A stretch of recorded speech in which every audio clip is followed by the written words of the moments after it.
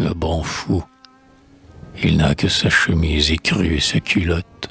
Pour tout costume, il porte un bonnet de coton. Tel il rôde, faisant mouliner son bâton, promenant les baillis de son regard qui flotte.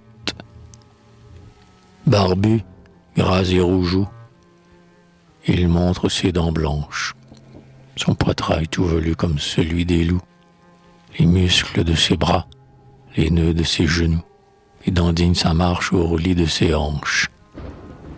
Parfois, sur son chemin, inerte comme un marbre, il s'arrête debout, regardant ciel ou sol, quelques grands oiseaux fauves élargissant son vol, un champignon verdi qui sèche au pied d'un arbre.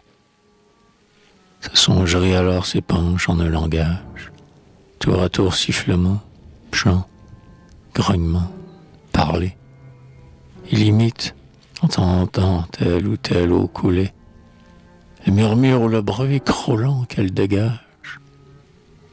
Auprès de son bâton, il racle d'où l'échine du bétail engourdi dont il sait les secrets.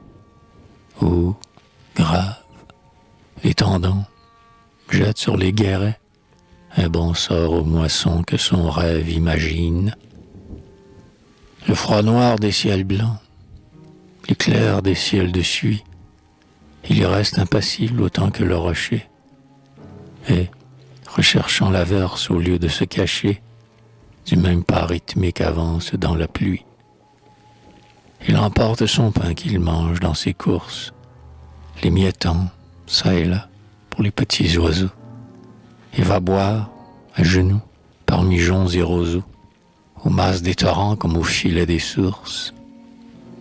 Toujours égal, jamais colère, jamais ivre, comme s'il se sentait au-dessous des humains.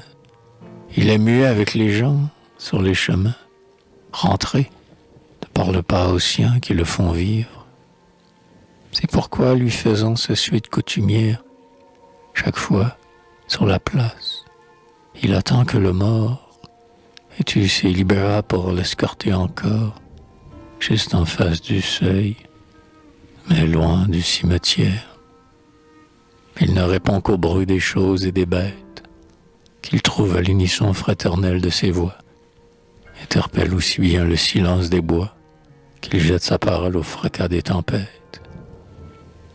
Courbé sur sa charrue, ou le pied sur sa pelle, le paysan le suit des yeux avec respect, bien qu'il soit, nuit et jour, routinier de l'aspect de ce membre de Dieu, comme chacun l'appelle.